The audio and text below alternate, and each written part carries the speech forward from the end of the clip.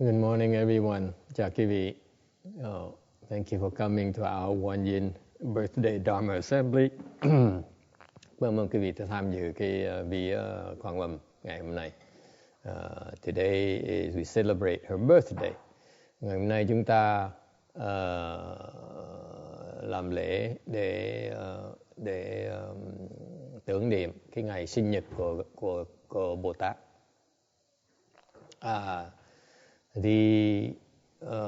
The Bodhisattvas, not just her, but many Bodhisattvas and Buddhas. Không phải riêng ngài Quán Thế Bồ Tát, mà rất nhiều Bồ Tát cũng như rất nhiều Đức Phật. They appear in the world, hiện trong thế gian này, in order to help living beings that have conditions with them, để giúp đỡ tất cả những chúng sanh mà có duyên với họ. Alright. It's part of their Mahayana practice. Cái đó là theo họ làm như vậy để tu cái pháp đại thừa chúng ta gọi là tứ nhiếp pháp. It's a four dharmas of tứ nhiếp pháp. Two dharmas of gathering in living beings. Okay, what are they for? Pháp để làm cái gì? They execute these dharmas, họ tu những cái pháp này in order to help living beings bring forth the mind of Chin Ai. Họ tu những cái pháp này để mà khiến chúng sanh phát cái tâm thân ái, Chin Ai. Okay. Chin de Chin Ai. So it's a dharma that enables us living beings to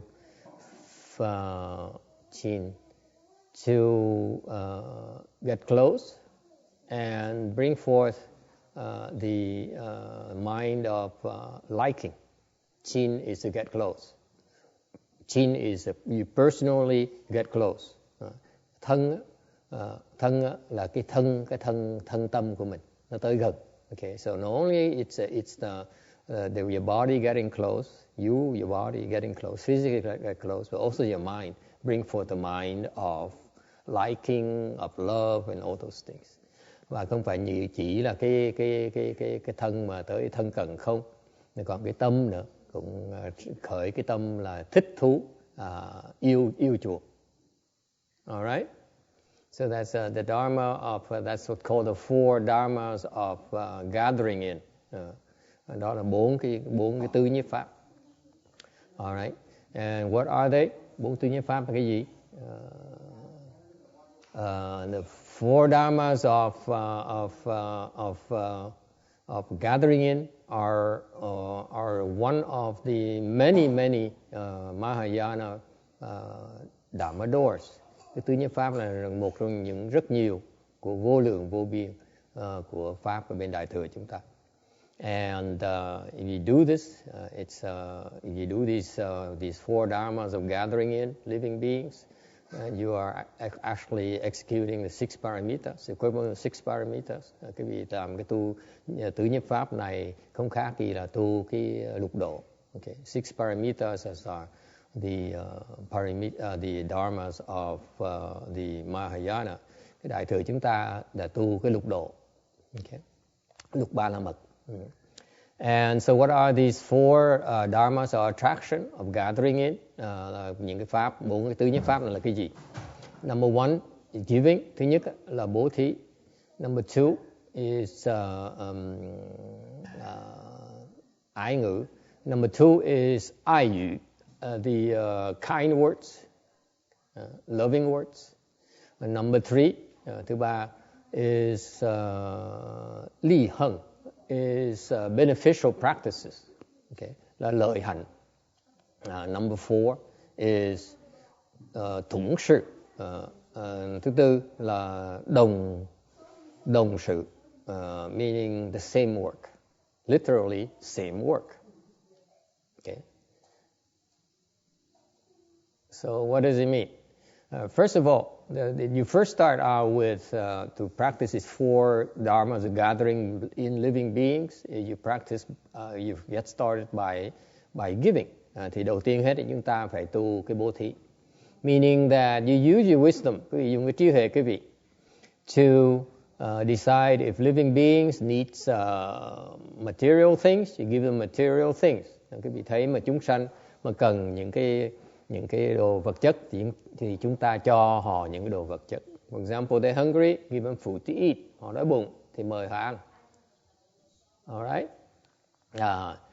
Or if you feel that they are fearful, quý vị thấy họ sợ sệt, then you give some reassurance, thì quý vị an ủi họ. And to help relieve the fear, để mà họ bớt lo âu, bớt lo sợ. And number 3, and if you feel that they need the Dharma, và cuối cùng quý vị nghĩ thấy người ta cần cái pháp thì quý vị ban pháp cho người ta, quý vị nói pháp cho người ta. Then you speak Dharma for them. Okay. Now, for the act of giving, lúc bố thí đó, it is okay to give material things, to give fearlessness. Lúc mà bố thí quý vị chú trọng là mình nên để ý là mình có thể bố thí người ta những đồ vật chất, tiền bạc, hoặc có thể bố thí người ta sự an ủi. However, be careful when you give out the Dharma, give out advices. Nhưng để quý vị cẩn thận, đừng có cho người ta những cái pháp, bố thí pháp. Because typically, I personally feel that because I went through it too often, tại chính cá nhân thầy đã trải qua những chuyện như vậy. So many Buddhists in the past try to speak Dharma to me before I ask. Biết bao nhiêu thầy cô, biết bao nhiêu Phật tử khác nói pháp cho thầy nghe, mà thầy trước khi thầy hỏi. And I listened to them and said,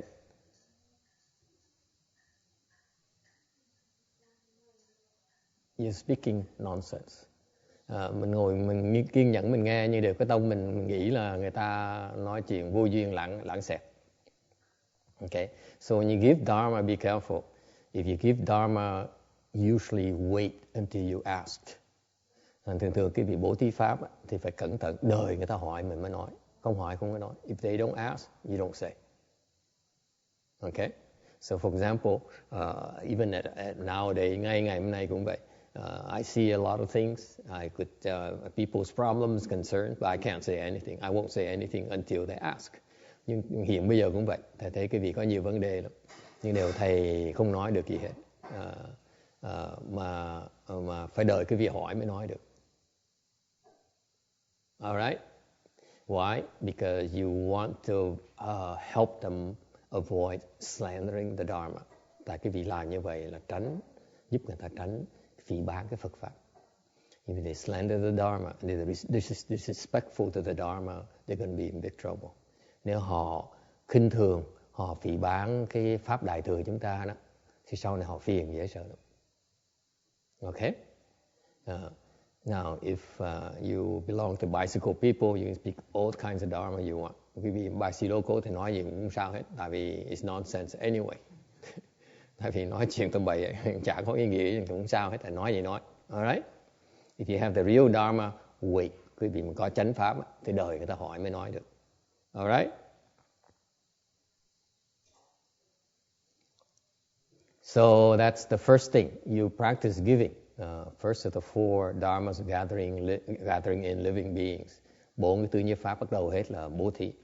And then you also use kind words. Quý vị tiếp theo quý vị dùng cái ái ngữ. Okay. If you use kind words, then you make a living beings feel happy, feel important, feel special, and therefore they want to get close to you. Cái vị dùng ái ngữ thì chúng sanh thường rất là thích nghe những ái ngữ. Okay. Thành ra họ muốn thân cận cái vị hơn để được nghe nhiều cái ái ngữ hơn nữa.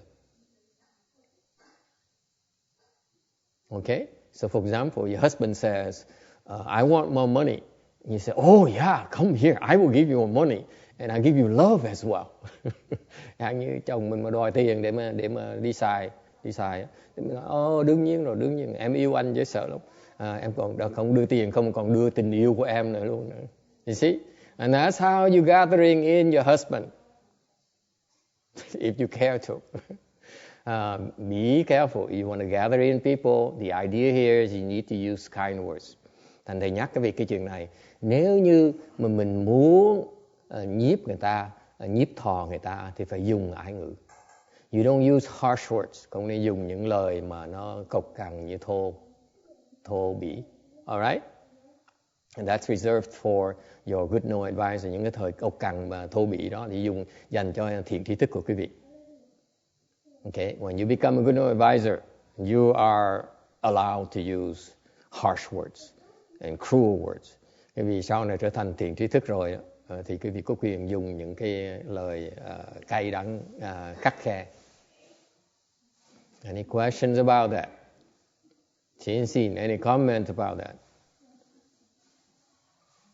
A good know advisor using harsh words and yelling at you.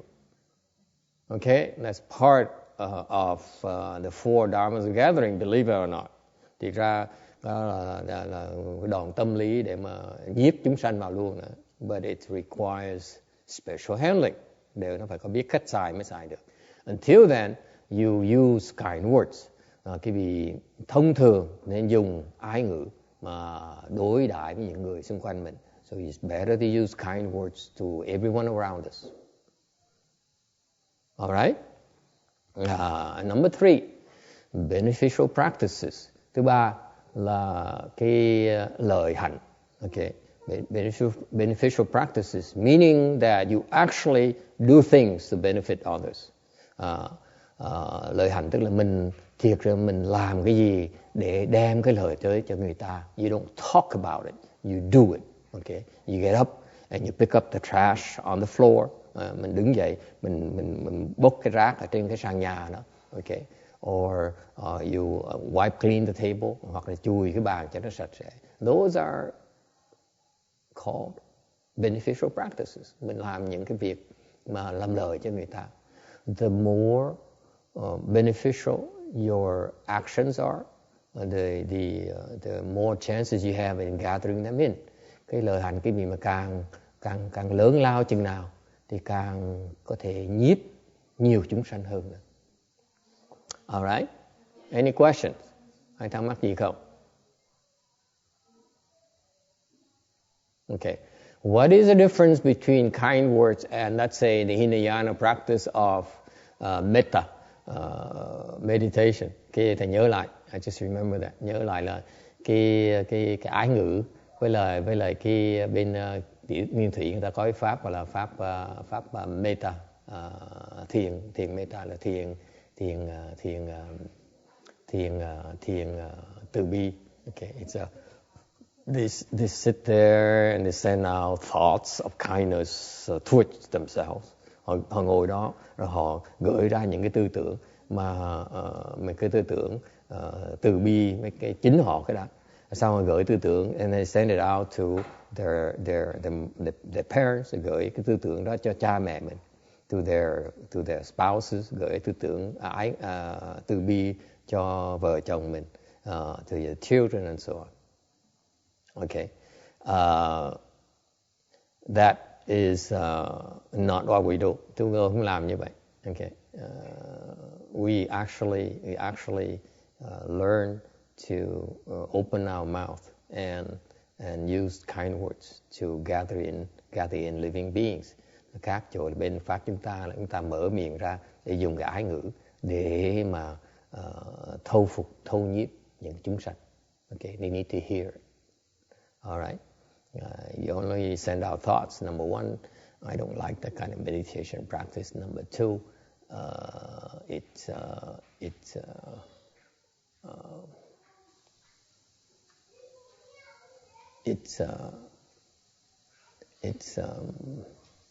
just not good. Not a good form of meditation. Cá nhân thầy không thích những cái pháp thiền như vậy, tại vì nó đi ngược lại cái thiền tông của chủ trương thiền tông của bên Đại thừa chúng ta. In the Chan world, we just don't do that. It's just kind of not very high level of practice. Làm như vậy cái pháp không được cao minh lắm. All right, and finally, the same word. Cuối cùng cái động sự. What is the same word? Động sự nghĩa là sao? You get close to them, to living beings, and by doing the same things that they do.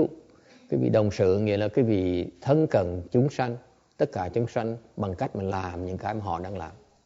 Okay.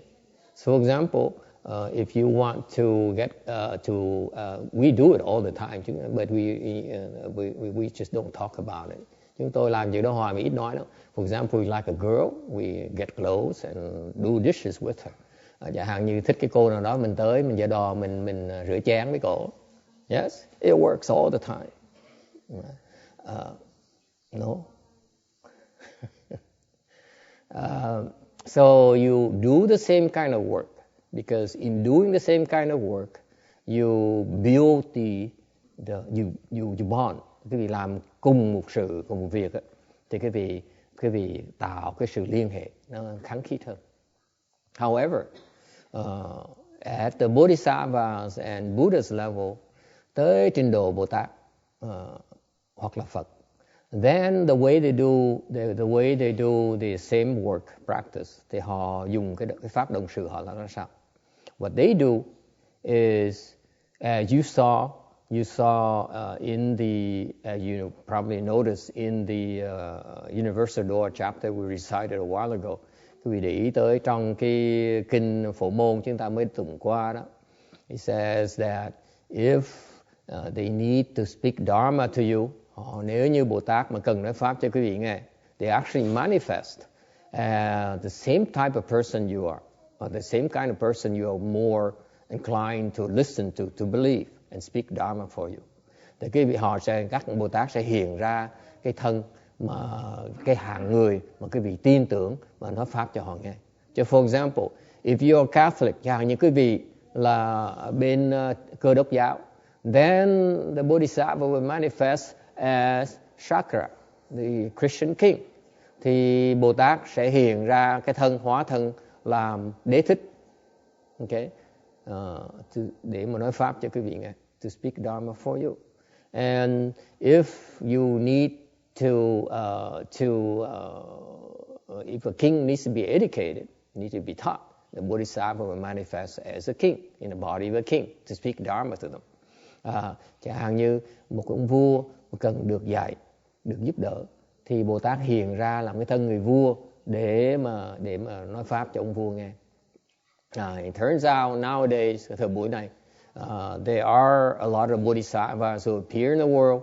Trong cái thời đại này, rất có nhiều Bồ Tát mà hiện ra trong thế gian này. For example, in the US, bên xứ Mỹ này, there's a high level Bodhisattva, có một cái Bồ Tát rất là cao, who manifests as a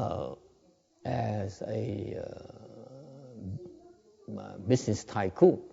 Thì hóa thân ra là một cái vị trọc phú, to teach and influence the business world. Thì họ làm như vậy để mà giáo hóa, để mà khuyến khích cái giới thương mại. Okay, very successful man. Rất là có sự thành công rất là lớn lao. And typically they're not the richest people. Thường họ làm như vậy, họ không hiện ra làm người giỏi nhất. They don't like to be number one. Họ không muốn làm số 1. Okay, they're somewhere in the pack. Ở trong nhóm đó có người như vậy thôi.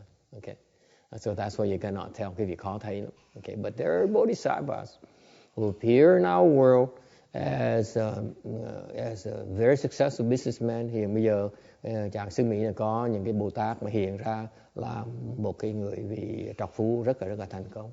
Or the bodhisattvas who appears as doctors, có những Bồ Tát hiện ra làm bác sĩ. Okay, there's some bodhisattvas who appear as even as a lowly station person. Những Bồ Tát hiện ra làm một cái người, cái giai cấp xã hội rất là thấp. Would they do whatever it takes to help the living beings they targeting?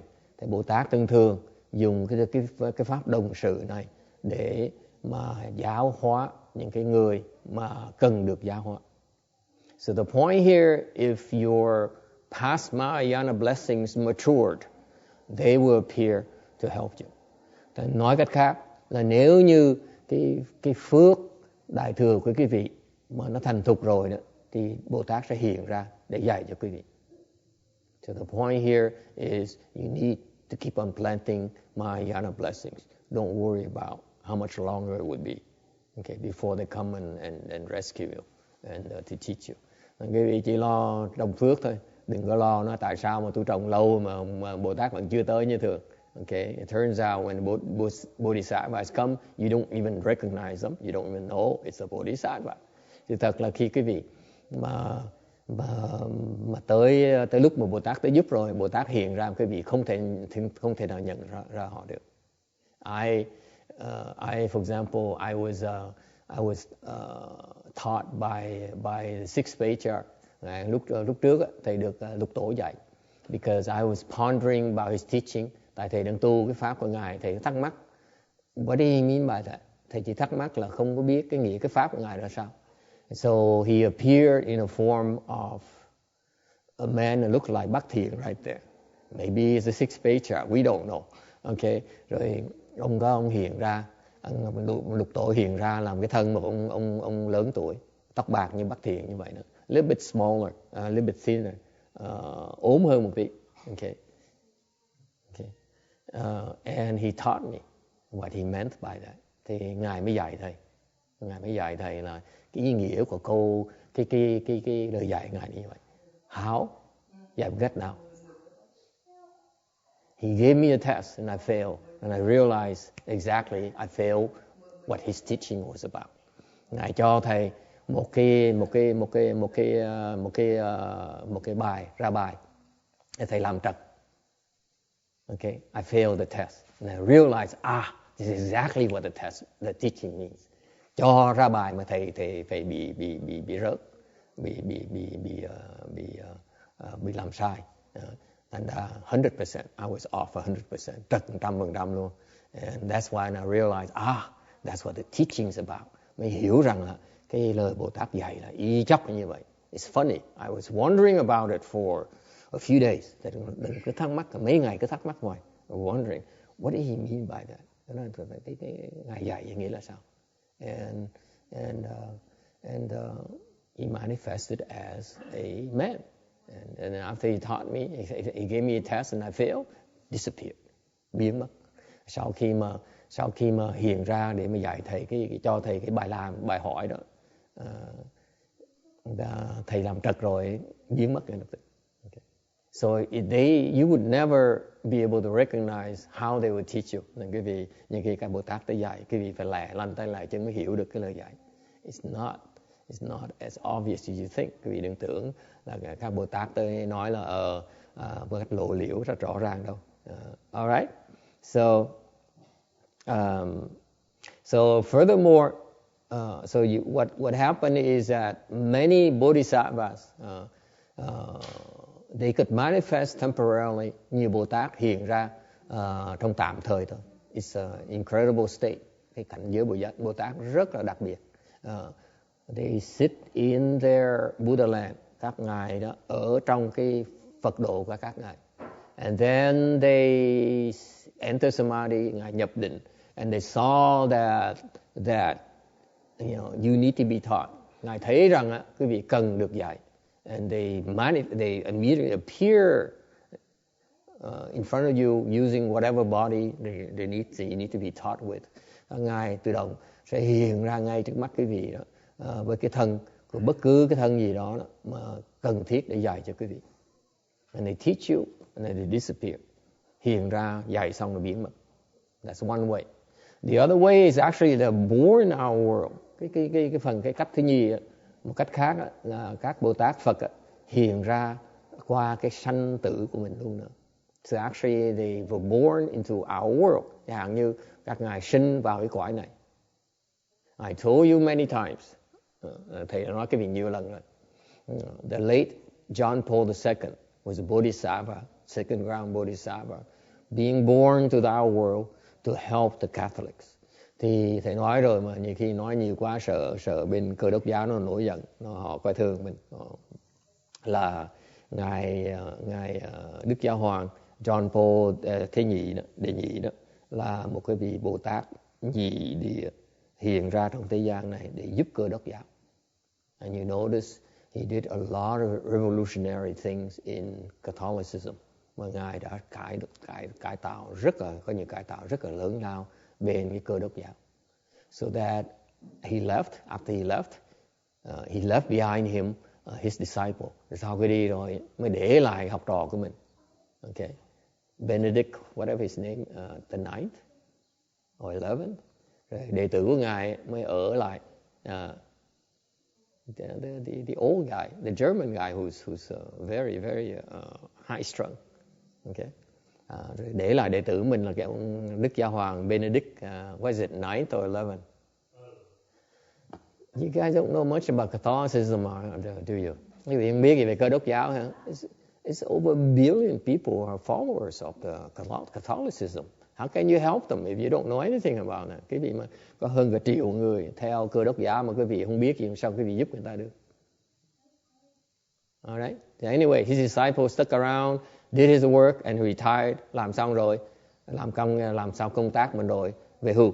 And now the current Pope, mà ông giáo hoàng ngày hôm nay, obvious question you're going to ask me, is he a Buddhist sage? My answer to you, probably not. Có người muốn hỏi thầy là cái ông giáo hoàng ngày hôm nay đó, hiện nay đó, là có phải là một cái vị thánh nhân của Phật giáo là không? Không, chắc là không phải đâu. Because they don't appear, they only do that once in a blue moon. Thường Bồ Tát khi làm thỉnh thoảng mới làm một lần thôi. Only when it's necessary, tức là cần thiết mới làm. Alright.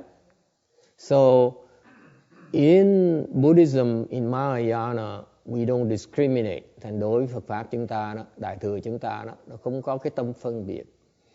All living beings, whatever living being needs to be helped, the Bodhisattvas and Buddhas carry out the same work, Dharma, to help them. Thành Phật Bồ Tát khi mà thấy bất cứ chúng sanh nào mà cần được giúp, có thể là ngoại đạo hoặc là này nọ đó, thì dùng cái pháp đồng sự để mà hiện ra, để mà giúp chúng sanh đó. Okay. So I rest assured that a lot of Bodhisattvas and Buddhas, quý vị phải tin rằng có rất nhiều Bồ Tát, có nhiều Phật đang hiện trong cái cõi này để giúp đỡ chúng sanh. They are here to help us out. And particularly here in the US, to help us out deepen the roots of Mahayana. Nhất là các ngài đã hiện ra trong xứ Mỹ này để giúp chúng ta đó, giúp chúng sanh đó, trồng cái chủng tử của Đại thừa ở xứ Mỹ này. All right. Any questions? Ai thắc mắc gì không? Yes, Vicky. Master, the Buddhists and Bodhisattvas that come to our world, are they transformation beings? Are they transformation beings? Họ là có phải hóa thân là không? Yes, they are. The Buddhas and Bodhisattvas, the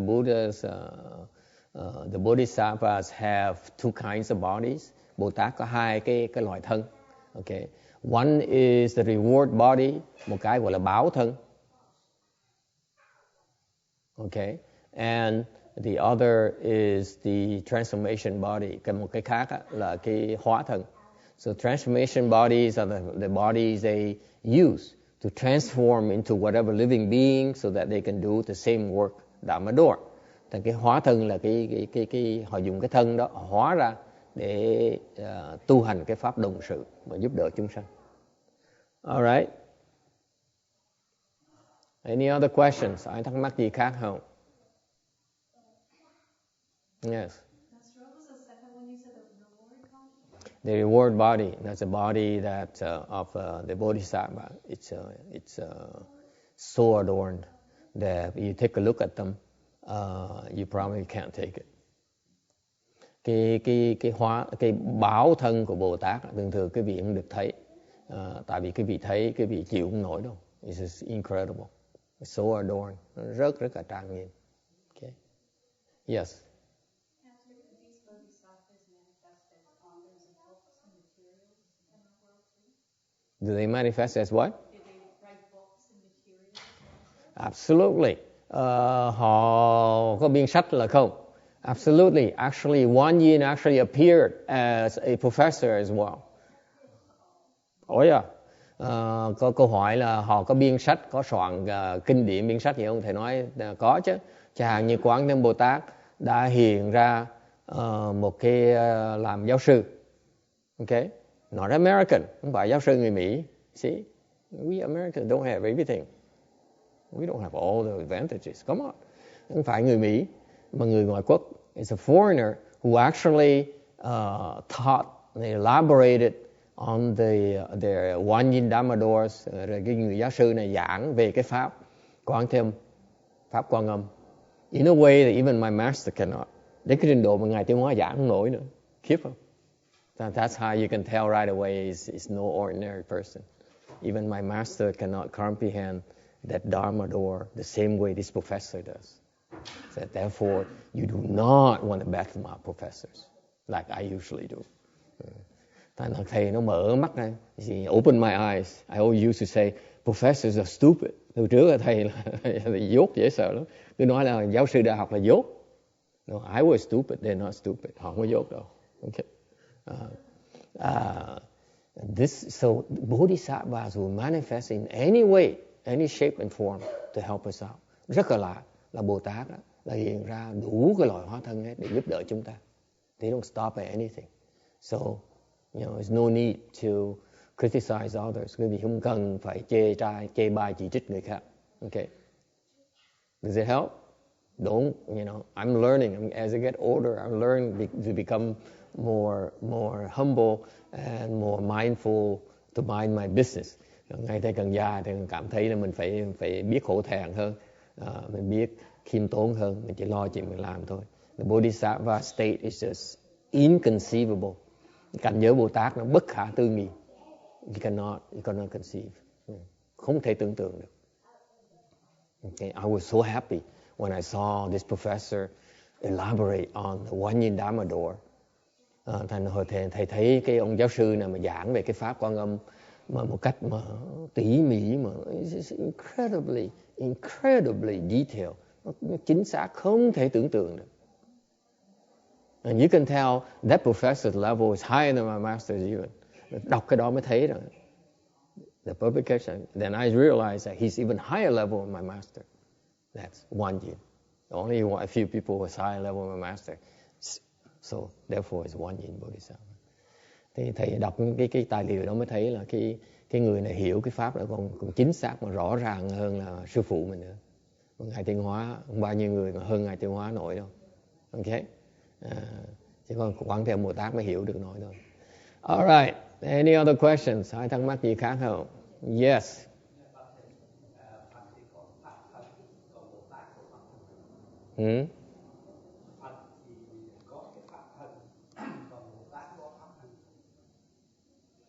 Bồ Tát không có pháp thân. The question is, the Buddha has a Dharma body. Does the Bodhisattva have a Dharma body? Câu hỏi là Phật thì có pháp thân, Bồ Tát có pháp thân hay là không? Thì trả lời là Bồ Tát không có pháp thân. Why? Tại sao như vậy?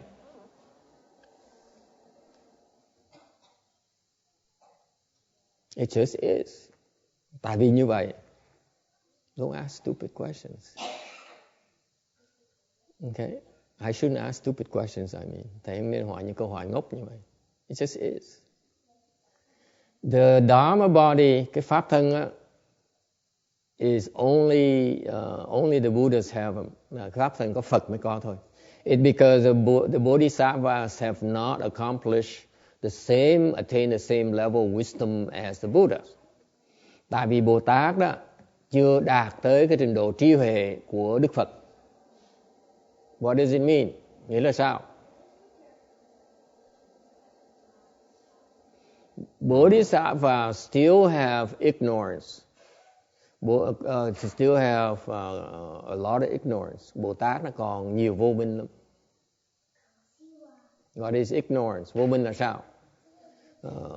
Ignorance is the areas where the bodhisattvas have no comprehension, have no idea of its nature. Vô minh là sao? Là có nhiều cái chỗ mà Bồ Tát không thể hiểu được. For example, my master, I know when I say this, a lot of his disciples will go up in arms and attack me. Biết thầy nói, thầy nói cái cho những ví dụ cho quý vị thấy là đệ tử Ngài Tiên Hóa sẽ chỉ trích thầy dễ sợ lắm. Okay. He has still some ignorances. That's why he still cannot understand One Yin Dharma Door. Tại vì Ngài Tiên Hóa khi Ngài giảng những pháp Quán Thế Âm Bồ Tát, Ngài vẫn còn cái vô minh, thành chưa hiểu được, hoàn toàn hiểu được cái pháp đó. Okay?